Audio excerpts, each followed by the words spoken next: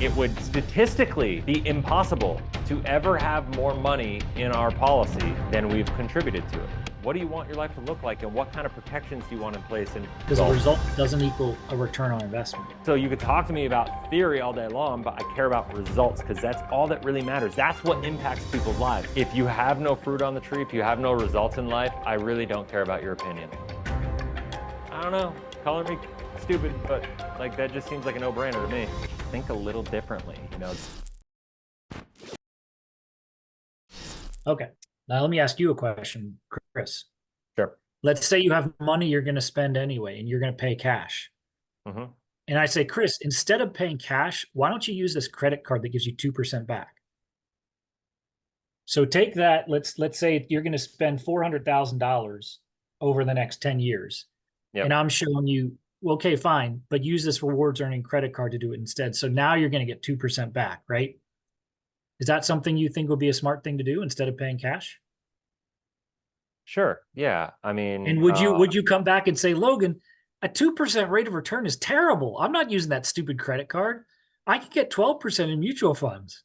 yeah, no, I mean, it's apples and oranges, right? Like, so, Right. We're talking about a financing strategy, not an investment strategy. yeah. Financing strategy. Well, so think about it this way. This is what's interesting. And the funny thing is, accountants really, some accountants really love this. Some accountants really just can't stand it, like this guy, because they just don't understand. The problem is, it's like when I went to school, when I went to college, I remember being so frustrated because I had these professors that had never actually run a business. You know what I mean? And it's easy when you've never run a real life scenario.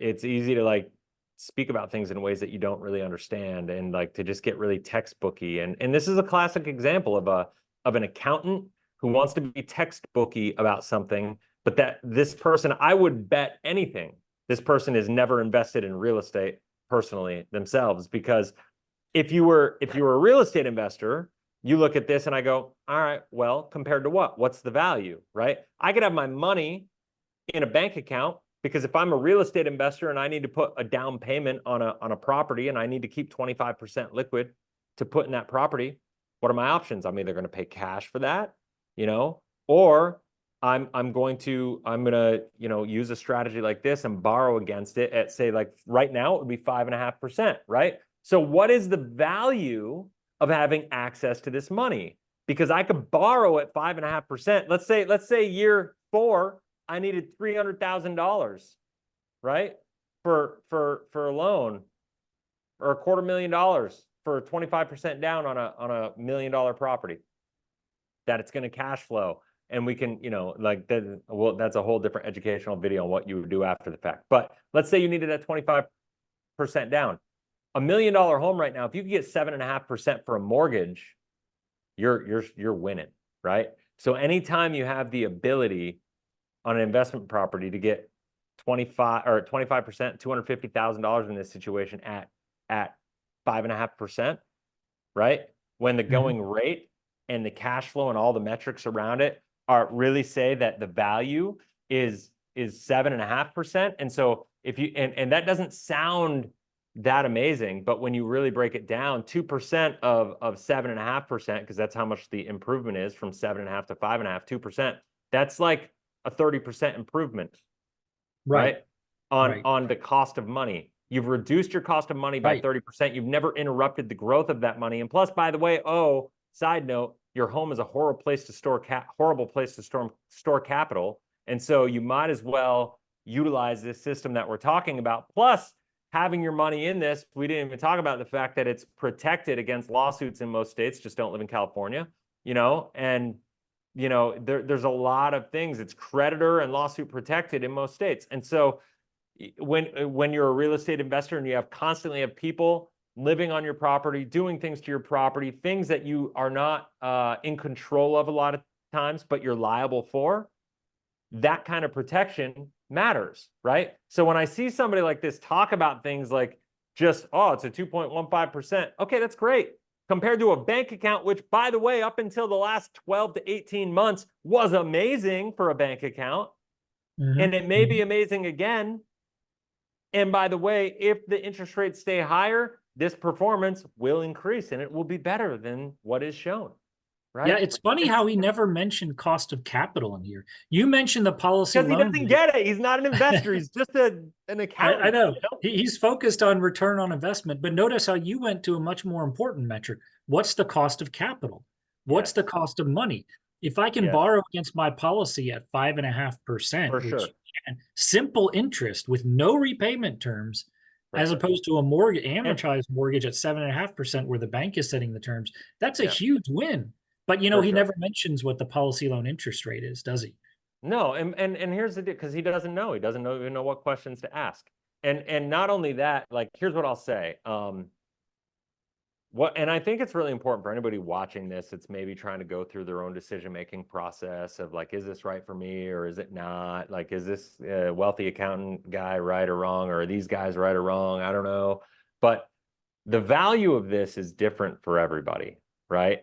Like I always tell people, like, the product here is not going to make or break you. This is just a product that if you understand the ins and outs of how it works, and if you understand all the variables that go into you actually creating wealth, outside of the sheepish way of just going and following the system and buying and holding mutual funds and thinking that that's going to help you get to where you want to be in life financially, which I got news for you. If that's what you're doing, you're in trouble. What I would say is, like, you got to look at all the different metrics. And when you do look at all the metrics and you understand this, then the more value you see in it.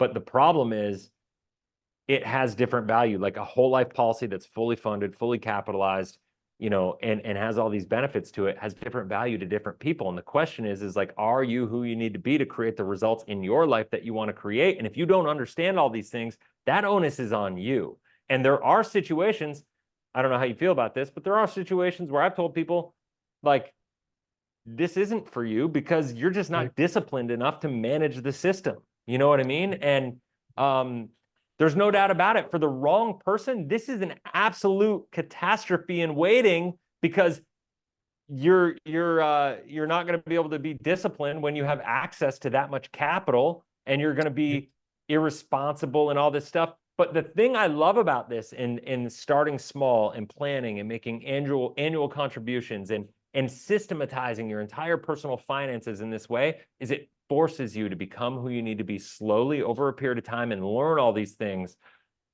to actually accomplish what you want to accomplish, to learn the things you need to learn, to execute properly and do all this stuff.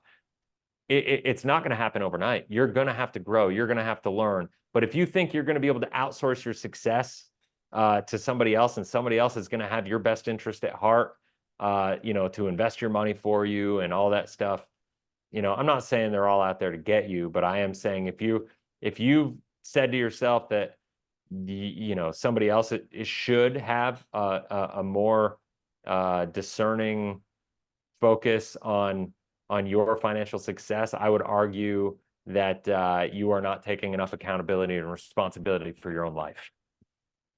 Yep.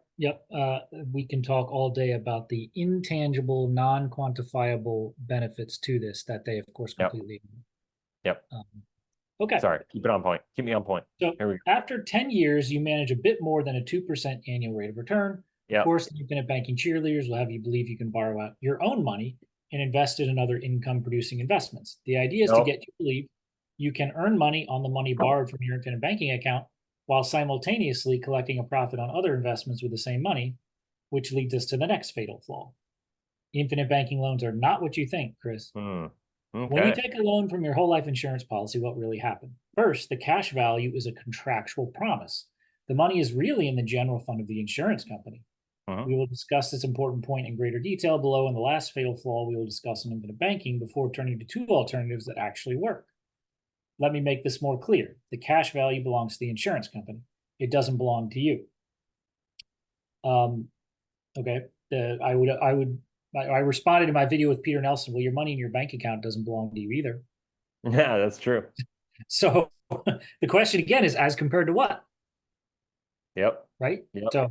So the fact that the insurance company is managing it for you is a good thing. Who's better at getting you a safe rate of return through all these periods of economic dislocation. You who know nothing about managing money, or the insurance company who's done it for over 100 years. And right? never had it That's down a yet. benefit. Yep. So, and he says it's a contractual promise. Well, look, as long as I have contractually guaranteed rights over the cash value and I can control it, it's effectively mine. Okay. Sure. The fact that it is not mine is actually a good thing because, to your point, Chris, there's less liability. Yeah. Creditors can't come after it, right? Can't be sued for it because technically it's a life insurance policy. That's good. So we get the best of both worlds. We get all the positives of ownership through the contractual guarantees we have. Yep. With less of the negatives, since the insurance company manages it for us, right? So as Nathan Rothschild said, I believe it was him, own nothing but control everything. That's what we're doing. That's what we're doing. Okay. The properly structured whole life policy. By the way, feel free to cut in and interrupt me. No, you're good. You're good. You're good. That's good. The properly structured whole life policy bandied about by sellers of infinite banking is really just a life insurance company that's owned by policyholders and pays a dividend. No, that's company selection, not policy structure. The only reason they pay a dividend, the interest your cash value earns while borrowed out, is because they overcharged you for the life insurance. I'm sure you've never heard that one before, Chris. You've never heard that one. Okay. Yeah. The math of it. So how are we getting more out of the policy than what we put into it if the dividend is just a refund of an overcharge? Yeah, I mean, I say that all the time. I mean, I've gone round and round and round with Dave Ramsey about this because he always says like that, you know, the technical definition of a dividend is a return of overcharge on premium, right? Like it's a return of premium for a part that they overcharge you for. And so if that's the case, you know, and this is just we have to ask why. Why is that the case? And like, what are the benefits of it? Well, the tax benefits are what they are because, you know, it is what it is. It's life insurance, and they've got it classified from a tax perspective the way they do because they've classified it as an return of premium, and that allows it to have the benefits that it has. Now, if we do math, and we are pretty straightforward, and if what we're doing is we're paying premium, and then a portion of that premium we just got overcharged by, so the company is going to refund us a bit of that overpaid premium, then it would statistically be impossible to ever have more money in our policy than we've contributed to it. Fair enough? It's just math. And so if that's the case, well then, you know, he'd be right. Like if in fact it was just a return of premium and that's how it actually worked and the math backed them up, that'd be one thing. But in this situation, we have to understand why the rule is there, and that's a whole different video. But what I'll say is this has been around a long time. The wealthiest people in the world have been doing this, and those tax advantages are there because people want them there. The people in the right places want them there. And so they had to classify it as such for their own benefit. So you can argue and kick and scream about it like Dave Ramsey, or you can, like, you know, go look and actually see all the wealthy people that have their money in these things. Right. The math of infinite banking loans also mask a cruel truth. Each insurance company is different, so my example is not a perfect match to all properly structured infinite banking examples. It works like this. When you get a loan of your cash value, you pay interest. This is an additional funding of your infinite banking account and not revealed in the illustration. Imagine if they would have added these amounts to their sinking fund example. Okay, notice how he put that in all caps. Right? He thinks this is some huge dramatic reveal, right? Yeah, like, so wait a second. So what he's saying is, like, because you don't illustrate the loans, it's like catastrophe. Do you want me to pull up an illustration with loans illustrated on it and show how amazing it is? Let's do it. I can show what happened. Okay, so keep talking. Because in the other video, I'm like, yeah, you pay interest on a policy loan. And yes, of course, they're not showing interest in the illustration that you cherry picked, because in that illustration that Chris was showing, there's no policy loans, right? Yeah. So you keep talking. Yeah, but if you keep talking for a sec, I'm gonna do this policy. I just worked on it the other day and I have it. It'll take me a second to just pull it up. Sure. Yeah. So as I made the point in the other video with Peter Nelson, when you run an illustration, you can absolutely show policy loans and you can show a repayment schedule if you want, or not repaying them.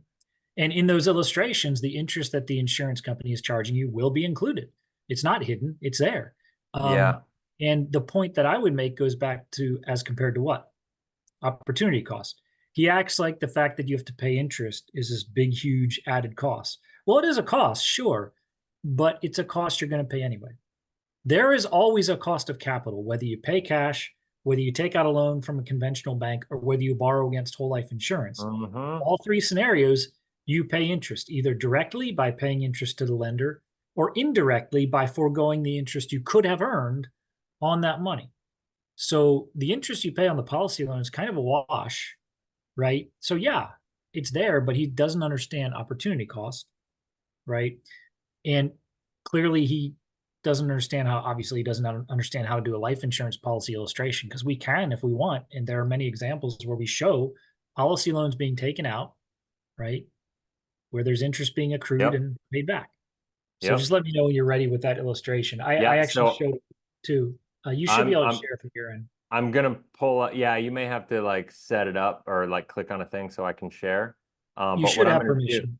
Oh, you did? Okay, cool. So what I'm doing is I have the one without the loans. Or I have the one with the loans, and now what I'm doing is I'm going to just clear out all the loans, and I'm going to do one with no loans, and then I want to look at both of them down the road. You know what I'm saying? Because I think it's really important. While you're doing that, let me keep reading, because he kind of elaborates on this a little bit. Yeah, perfect. Here we go. It's so predictable. Worse, the insurance company may charge 5% while crediting your cash value 3% on the monies borrowed out. Yeah. $1 million in loans means you are pumping an additional $20,000 per year into your whole life policy. This further reduces your rate of return. If you don't make payments, no problem, as long as you have enough cash value to pay for the interest, thereby increasing your loan amount. When the cash value runs out, the policy lapses and tax problems follow.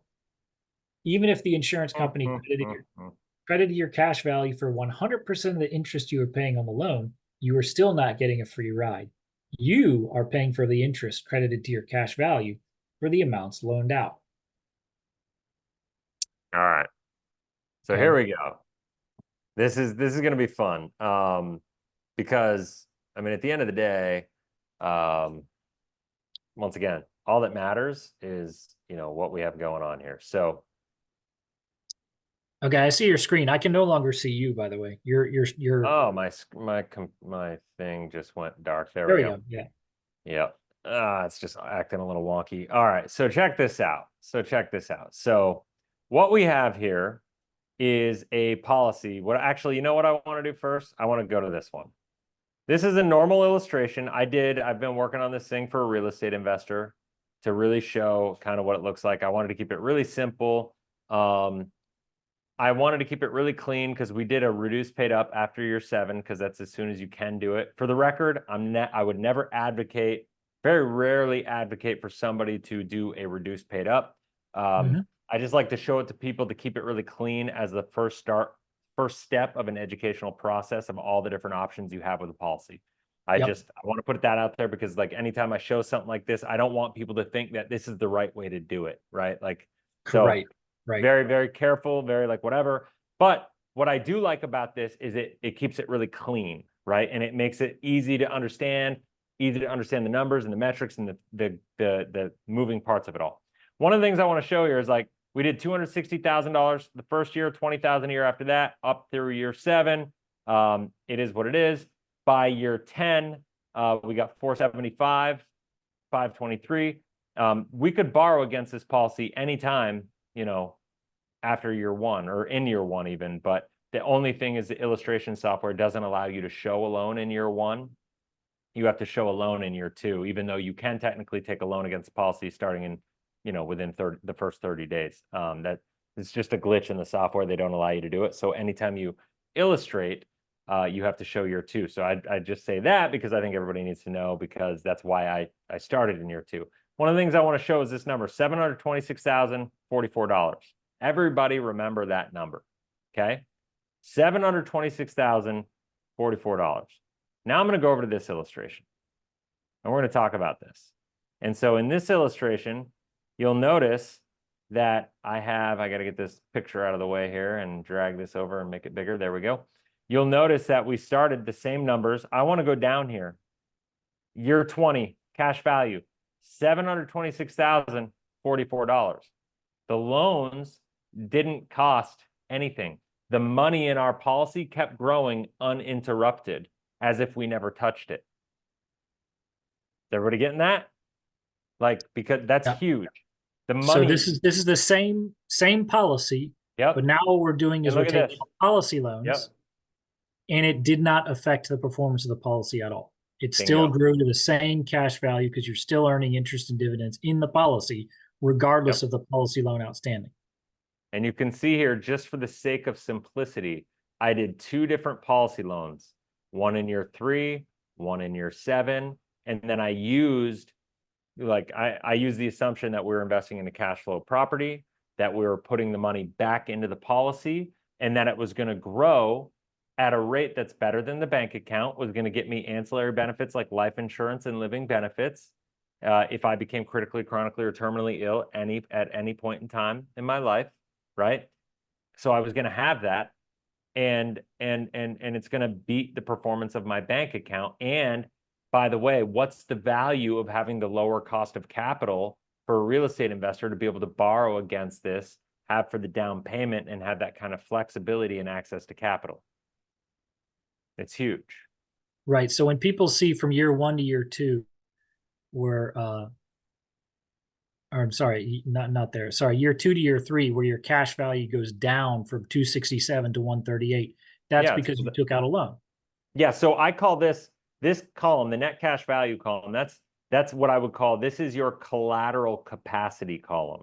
So what we're looking at, you're never borrowing from your life insurance policy. I think that's a key distinction to make. A lot of people say, when I borrow from my policy. No, you're not borrowing from, you're borrowing against your policy. So you are leveraging the net cash value in your policy as collateral to be able to leverage that money for other investments. And because of that, and because of the fact that it's a mutual company and you are a participating mutual member by having a policy, you are participating in the profits of that company. And so the company is giving you a loan. That loan, let's call it 5.5%, because that's about what it is right now, is an asset on the balance sheet of the life insurance company. And the other thing that I can't stand that life insurance agents say, and I know it's technically kind of true, but I don't like it because I think it's misleading, is they say you're borrowing against your death benefit. No, you're borrowing against your cash value, and they're guaranteeing the loan with the death benefit, is how I kind of like to describe it. Because of the fact that if we say you're borrowing against the death benefit, a lot of people go, well, I got 3.9 million, so I can borrow against 3.9 million. So a lot of people think I got access. I just had a conversation with a guy the other day. It was like, what do you mean I don't get access to 3.9 million? It's like, dude, like, it's not that good. Like, that would be too good to be true. That would be too good to be true, right? Then you got to be cautious. The insurance company would go bankrupt. Like whatever. You borrow against the net cash value, and you guarantee the loan with the death benefit. Is kind of how I describe it, even though that's not the technical terms. That's, to me, the more accurate way to communicate it. Yep. And I want to point out the net cash value goes down when you take out the policy loan. Your gross cash value goes up. Okay. Similar to the way when you borrow against your house, the value of your house keeps going up unaffected by that outstanding loan. If you're collecting rental income from that house, it keeps coming in regardless of that loan outstanding, right? And case in point is this number here, that 726,044, right? And here with no loans, I switched over to the other illustration. No loans here, it just keeps going up, no negative years, cash value's high. What you're not seeing, my wife is calling me. What you're not seeing is the fact that, you got 726,000, like, okay, you end there the same time, but on the back end, this is really the number, even when you have a loan, that you're earning dividends on the whole time. These are really the numbers that you're dealing with. And so, but I will say, in order for this to be the case, in order for this to be the case, you do need to work with a non-direct recognition company, because if you work with a direct recognition company, these numbers will change when you take policy loans. So I think that's a key distinction to make. Right. So the net cash value is showing you your collateral capacity, but the Correct. gross cash value is how much is still earning for you. So you can only, so in year 6, you can only borrow another 32,000. That's all you have available to you, but you're still earning on 384,000. Yeah. So right? we could look at this right there and we could say, just to keep apples to apples, 293, 992 in year 3, right? 293, 992. Remember that number. So in year 3 here, you got 138. So your gross cash value that you're earning is that 293, right? 992. Whereas your net cash value is the 138. So that's leverage. That's just leverage, because now you're paying simple interest. Now his argument is going to say, well, you're only earning, on this number. We could just do the math here and we could say, all right, on that number here, let's see here. You're earning on 293, the increase in cash value is 26,000. So out of the money that we have, we got 293, and I'm just going to keep it really rough, but 293 and then 26. Oh wait, I did it wrong. 26 divided by 293. In that situation, on the cash value, like, it's pretty crazy. You're looking at like a 6% return on that number, which is high, but that's just because we're early. Because when you look at, oh, no, I got that wrong. The dividend is what we're looking at. I got the wrong number. 11 divided by, because I was like, that's way too high. That's way too high. That's too good to be true. You're looking at 3.75. That's more like it, right? That's the dividend. And that doesn't include, by the way, the guarantee. The dividend doesn't include the 2% guarantee. And so that's just a 3.75% dividend on here this year, just on the cash on cash of what's in there. Now, yes, there are fees and expenses and insurance charges and everything behind the fact that that's why we have less money in the policy than we have contributed. But those fees are very front loaded and they disappear. You know what I mean? Effectively, like if you handle it right. And so, like, when you look at this thing from a long-term perspective, it becomes a big no-brainer, and the fact of the matter is, I mean, the proof is in the pudding. These numbers don't change. That 726 at year 20, that at year, where's Eclipse a million? At 68 years old, you got $1 million in net cash value here. Look at, you never paid on it at all after year 8, but it keeps growing, and you do the math, and look at this. You got $1 million, okay? Got $1 million, and it's growing at 4%, $40,000. You didn't contribute anything. It's growing at 4%. When you think about that, like, what is the value? If you know anything about personal finance and understand the 4% rule, the fact that you have this asset that is as ironclad as results get, and it's going to get you that 4% as a volatility buffer, as a bond alternative in retirement, as all these different things. Plus, you have access to the death benefit while you're alive in case something happens to you. You become critically, chronically, terminally ill, and you need that to pay for alternative medical treatment. I shared the story about how my father-in-law, was saved from pancreatic cancer, being able to have access to capital and not just get killed by chemo and radiation, because we were able to pay $250,000 out of pocket for alternative treatments. Yeah, I don't think in his article that he is going to mention, because he's probably not aware that, oh yeah, and you can use that death benefit should you become critically, chronically, or terminally ill, you can start advancing yourself that death benefit. I'm pretty sure he's not aware of that advantage. And my question is myopically focused on what is the internal rate of return on the cash value in the early years. And my question that's is, the only thing that matters. And the thing is, if you're watching this and you're like thinking to yourself, my question to you is like, you can't put a value on that number, right? Like, or about the value of that, right? Like, that's different for everybody. There's not a monetary value. I mean, I guess we could calculate a monetary value, but it's really about, like, what do you want your life to look like, and what kind of protections do you want in place? And what I know to be true is 70% of all bankruptcies in retirement happen because of medical problems. So what if you could have this one account that would be a bond alternative, which, let's face it, everybody's going to need a little bit of that in retirement. So you could have this one account that would do that and protect you against 70% of all bankruptcies in retirement. I don't know. Color me stupid, but like that just seems like a no-brainer to me. Yep. As long as you're myopically focused on return on investment, you are playing into Wall Street's hands. Yep. So, okay. Here we go. Yes, each insurance company whole life policy properly structured for infinite banking will vary, but it's easy to see you are not getting something for free. If you use the same method with a sinking fund, as we discussed above, your account balance, a de facto cash value, if you like, will increase. And that is what you want from your sinking fund if you want to maintain buying power as prices climb over time. No magic involved. Now we turn to the last fatal flaw of infinite banking we'll discuss in this article before offering two methods that do work, no insurance required. You can't have your cake and eat it too. Here is one nightmare infinite banking proponents never want to talk about. When you die, what happens with your whole life insurance policy? Your beneficiaries get the death benefit as promised in the contract between you and the insurance company. Wonderful. What happens to the cash value? The insurance company keeps it. I'm sure you've never heard that one before, Chris. Yeah. I guess we already better talked. quit. I mean, I we already better talked quit, about that. Chris. We've been wrong this whole time. We didn't know Yep. that. I didn't know I that. know. Somehow none of us knew that, or we were trying to hide it, sweep it under the rug. I guess your decade No, of experience in life insurance, I Chris, you know. missed that one. You missed Well, it. I mean, we already talked about it, right? Like Yeah, no, it's we just already covered insane. that. We already covered. It's insane. Like the fact that people like that's their argument. It's like, come on, guys. This Like, is one of the greatest, to your point, this is one of the greatest selling points of whole life is the leveraged death benefit. Okay. yeah, I mean, in this situation, go back up to the numbers, go back to the illustration, because he's pointing at $1 million and 600,000. So the option could be I could have a $600,000 term policy and $1 million in a bank, which is going to be taxable, or I could have 1.6 million in life insurance, combined, or like a 1,034,000 my net cash value.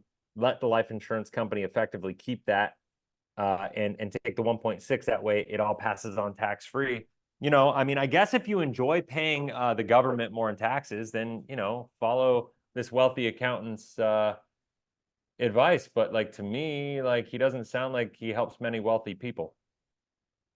Yeah, this is a self-completing plan. So let's say you start contributing money to your savings account, right? You're contributing money to your savings account, contributing. You've been doing it for 24 years and you've saved up $649,000 in your savings account. Okay. And then you die. Mm-hmm. Your heirs get $649,000. That's it. Okay. With this savings account, you're saving up, you've been saving for 24 years, you have $649,000 and you die. Your heirs get $1.6 million and there's no taxes due on any of that. So when you take out a whole life policy, you have started a self-completing plan to save money. So if you die or have a long-term care event or a chronic or critical illness before you complete your plan, the insurance company completes your plan for you, tax-free and risk-free, no market risk. This is the phenomenal selling point of whole life, and they treat it like it's a bad thing because they don't know how it works. Yep. And in fairness to them, I mean, if they contributed 600 whatever thousand, it's not going to be just 600,000 in today's market environment because they're going to have a little interest return over that period of time. But we don't know what the interest rate environment is going to do for savings accounts. If the Federal Reserve cuts rates and whatnot, then those rates will go back down. And money market accounts, savings rates, high yield savings accounts, all those rates are going to go back down again. Bond rates are going to go down. And you're going to find that the value of whole life insurance in low rates is the fact that you're going to get better returns. The value of whole life insurance in high rates is that you have access to cheap money and you have the ability to control the cost of capital in a way that no other investors do. How you utilize the product and leverage it will shift in every economic environment, but make no mistake about it, having your money in a policy, if you understand what you have and what to do with it, will give you a tool and a resource that other people will just dream they had in the moment. Never once has he brought up cost of capital, yet you bring it up repeatedly because you understand what we're doing here and what the advantages are. You're not talking about return on investment because that's not a relevant metric. It's not important. I'm not trying to get a return on investment in my life insurance contract. I'm trying to compete with the bank is what I'm trying to do, like that's all I'm trying to do. Yep. You're right. If he invested in real estate, he would probably be thinking a lot more about cost of capital and a lot less parking my money somewhere and hoping for a return. Totally. Okay. Remember when I mentioned the loan from your cash value comes from the insurance company's general fund? Well, that is because the cash value belongs to the insurance company. You have a right to borrow from this cash value, but make no mistake, all that cash value belongs to the insurance company, not you. The insurance company has a contractual obligation to loan you money under certain terms outlined in the policy until you die. In the screenshot above, you can see that if you died in year 23 of the policy at age 63 in their projection, your beneficiaries will receive 1.6 million in death benefit. The cash value stays with the insurance company, properly structured for infinite banking or not. I could go on, but you get the point. There are many fatal flaws to the infinite banking concept. Life insurance companies and insurance agents love the concept and have ample reason to be blind to the fatal flaws. In the end, there are only a few reasons for using permanent life insurance, and infinite banking is not one of them, no matter how properly you structure the policy.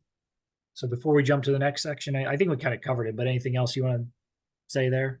No, I mean, we covered it. It's like, yeah, I mean, it's really straightforward. I think it's like anything else. The thing I would encourage everybody to think about is just don't just think about the numbers. Think about the problem you're trying to solve. Think about what you want your goals and objectives to be. Like what do you want to accomplish in this life? What do you want your legacy to be? What are the biggest concerns that you have with accomplishing your goals? What are the things that you need to do? Who do you need to become? What do you need to do? Where do you need to grow to get to where you want to be with your financial goals? Whether you're a real estate investor, an entrepreneur, or even a W-2 employee, I would encourage everybody to just think a little differently. Just think outside of the box. And when you do, all these numbers start to make more sense when we start thinking more about results than returns. Because results really matter. Right. Results, exactly, because a result doesn't equal a return on investment. Right, and that's why I go back to my college professor that had never run a business. It's like and I've gotten to the point where I'm hardcore, if you have no fruit on the tree, if you have no results in life, I really don't care about your opinion. Because you could talk to me all day long about theory. It's why I rip on all these IUL agents all the time. It's because you could talk theory, but you have no results. There's nobody that's done it with what you're saying successfully over a 25, 30-year period. It's never happened. Never, not once. So you could talk to me about theory all day long, but I care about results because that's all that really matters. That's what impacts people's lives, actual results. Right. Okay, so now we've gotten to the point where Peter and I had gotten to in our series. Now we're getting to the new part where he's going to show you some alternatives to infinite banking that actually work.